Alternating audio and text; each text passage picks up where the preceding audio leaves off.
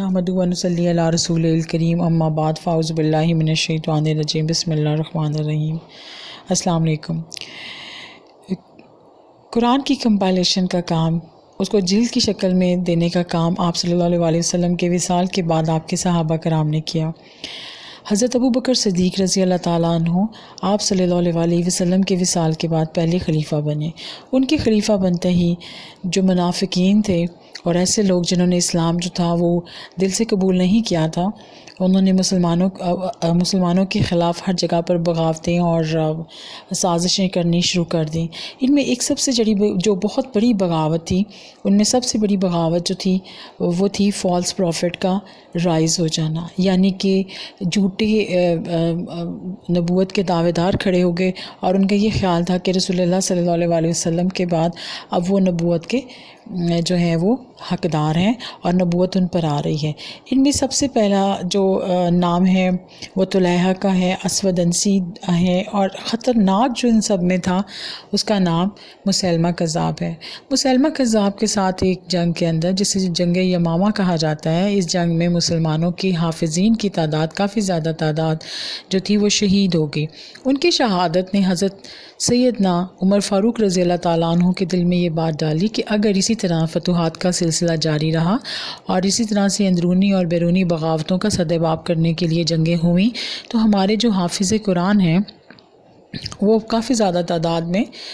جو ہے وہ شہید ہو جائیں گے، اور ان کی شہادت پانے کی وجہ سے قرآن کریم جو ان کے دلوں میں موجود ہے اس کا کافی حصہ جو ہے وہ اپنے ساتھ لے جائیں گے۔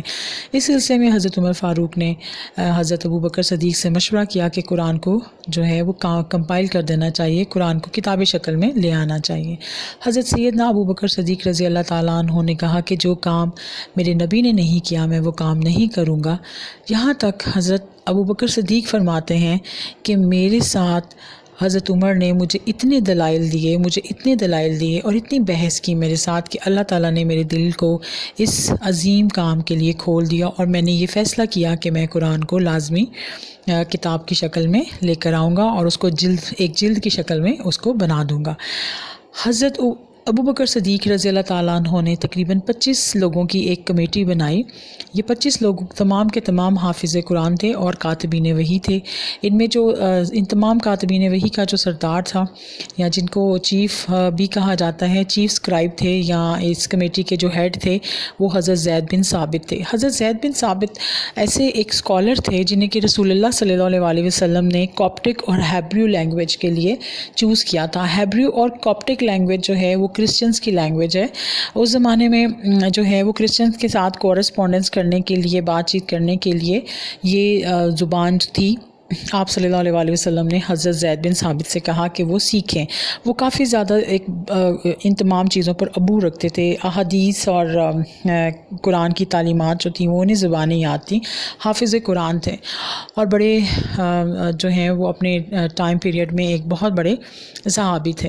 حضرت ابوبکر صدیق نے ان کا انتخاب کیا اور ان کو ہیڈ بنایا اس کمیٹی کا، اور اس طرح سے قرآن جو ہے وہ تمام صحابہ کرام سے اکٹھا کیا جانے لگا۔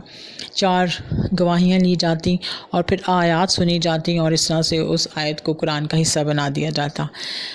قرآن مکمل ہو گیا۔ اس کے مکمل ہونے کے بعد یہ صحیفہ جو تھا، وہ قرآن کی مکمل جلد جو تھی وہ حضرت ابوبکر صدیق رضی اللہ تعالیٰ عنہ کے پاس رہی۔ اس کے بعد یہ جلد حضرت سیدنا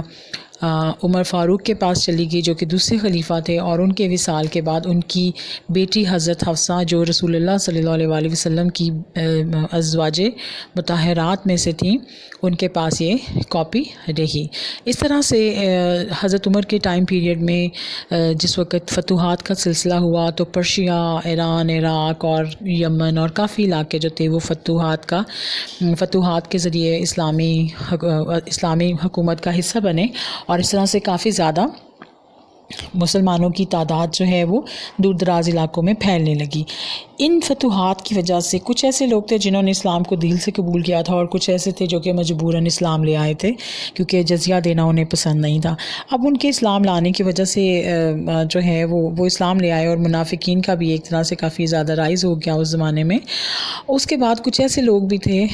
جو کہ قرآن کو مختلف ڈائلیکٹ کے ساتھ پڑھ رہے تھے۔ قرآن کی جو ٹون تھی اس کو ان کا جو تھا وہ اپنی ٹون کے اوپر اور اپنے ڈائلیکٹ کے اوپر جو ہے وہ ان کو بہت زیادہ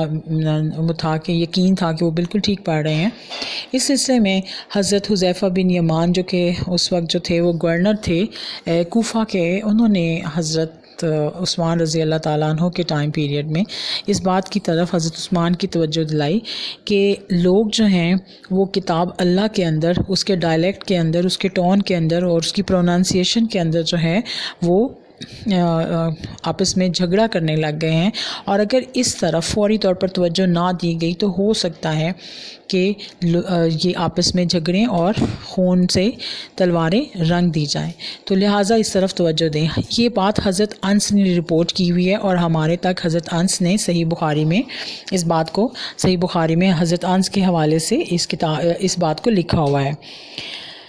حضرت عثمان غنی رضی اللہ تعالیٰ عنہ نے پھر حضرت زید بن ثابت کو بلایا، اور اس کے بعد پھر آپ نے ایک کمیٹی بنائی، اور اس کمیٹی کے سربراہ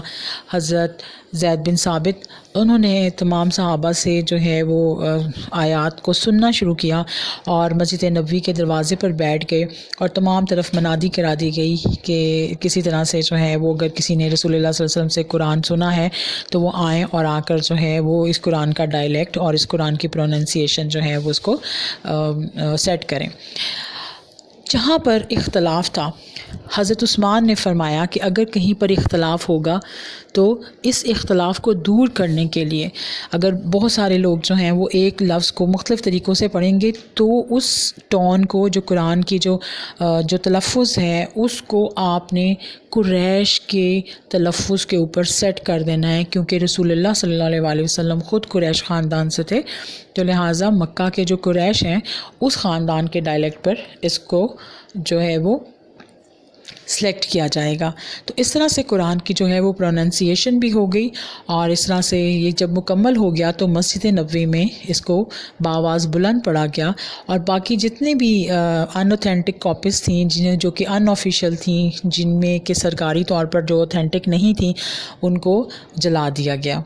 اس طرح سے حضرت عثمان غنی رضی اللہ تعالیٰ عنہ اور حضرت ابو بکر کی کاوشوں سے قرآن جو ہے وہ مکمل ہوا، اور اس طرح سے ہمارے پاس آج جو ہم قرآن پڑھ رہے ہیں یہ وہی کاپی ہیں، اسی طرح کی کاپی ہیں جو حضرت ابو بکر صدیق رضی اللہ تعالیٰ عنہ کے اور حضرت عثمان کے دور حکومت کے اندر